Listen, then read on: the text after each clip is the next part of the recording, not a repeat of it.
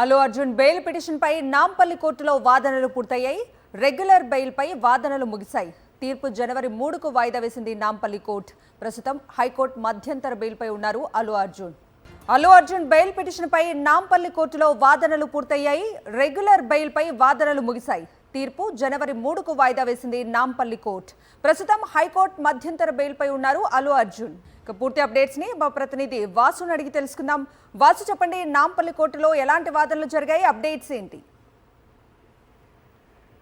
కవిత, సంధ్యా theatre తొక్కిసలాటకు సంబంధించి కూడా hero Allu Arjun bail petition దాఖలు చేశారు నాంపల్లి కోర్టులో. ఇప్పటికే అతనికి హైకోర్టులో 4 వారాల పాటు నాట్ టు అరెస్ట్ ఆదేశాలు ఉన్నప్పటికీ కూడా రెగ్యులర్ బెయిల్ దాఖలు చేయాల్సిన అవసరం ఉన్న నేపథ్యంలో నాంపల్లి కోర్టులో రెగ్యులర్ బెయిల్ పిటిషన్ దాఖలు చేశారు. దీనిపైన సీనియర్ న్యాయవాది నిరంజన్ రెడ్డి వాదనలు వినిపించారు.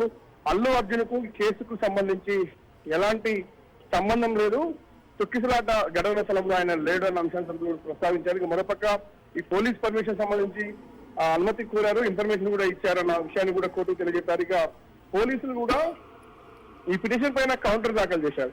ప్రధానంగా అల్లు అర్జున్ ఆ థియేటర్ లోకి రావడంతో ఆయన బౌన్సర్లు కావచ్చు, ఆయన చూసిన పెద్ద ఎత్తున కూడా జనం చిక్కిస్తున్న నేపథ్యంలోనే సంఘటన జరిగింది. ఇది ఎలాంటి అనుమతి లేకుండా అల్లు అర్జున్ అక్కడికి రావడం జరిగింది థియేటర్ కాబట్టి తొక్కిసలాట జరిగి ఒక వ్యక్తి మృతికి కారకుడు అయ్యాడన్న సంబంధించి కూడా బెయిల్ రద్దు చేయాలని కూడా పోలీసులు కౌంటర్ దాఖలు చేశారు. అయితే ఇరుపక్షాల వాదనలు అంటే ఈ రోజు సుదీర్ఘంగా సాగిన నేపథ్యంలో కూడా తీర్పును ఈ జనవరి 3కు వాయిదా వేసి కూడా నాంపల్లి కోర్టు ఆదేశాలు జారీ చేసింది. చూడాలి మరి అల్లు అర్జున్ ఇప్పటికే హైకోర్టులో 4 వారాల ఎగ్జామ్షన్ ఉన్నప్పటికీ కూడా రెగ్యులర్ బెయిల్ కంటిన్యూ కావాలి అంటే మాత్రం ఖచ్చితంగా నాంపల్లి కోర్టులో ఊరట లభించాల్సి ఉంటుంది.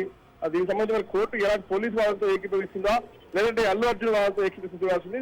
తీర్పు మాత్రం 3 తారీఖు వాయిదా వేయడం జరిగింది. Right Vasu, thank you.